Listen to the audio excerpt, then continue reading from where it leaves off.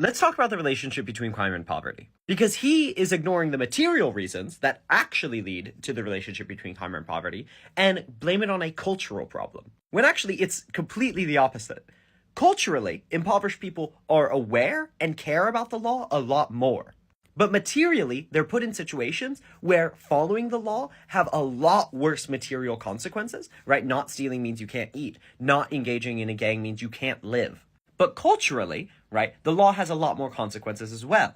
And so, like, as a white man who grew up in a suburban area, I can tell you the culture of, like, growing up in a rich suburban area is a lot more laissez-faire with the law. We could talk about illicit substance abuse, right? We could talk about thieves, like stealing from retail stores. All of that actually have higher rates of happening, and they care way, way less. Why? Because when you grow up rich and white, you're notably less likely to be persecuted for those things. The law has less teeth against you. But when you grow up poor, right, in a poor neighborhood, the law has a lot more teeth. You are over-policed, and you know people who have gone to jail for this reason. You know people that have been fined, gone to court for this reason. You have seen the consequences of breaking the law, and you're aware of the material consequences of it much more than some white woman that's stealing from Sephora because no one she knows has ever gone to jail for it. So no, the reason poverty leads to crime is because when you're impoverished, you need to break the law a lot more, or at the very least the material consequences of following the law are greater.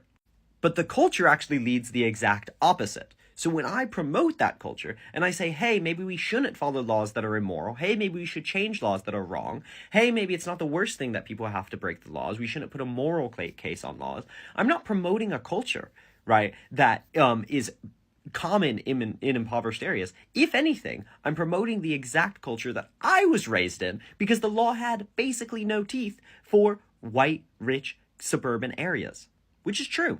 And bad. I'm not saying it's good, but just talking about reality.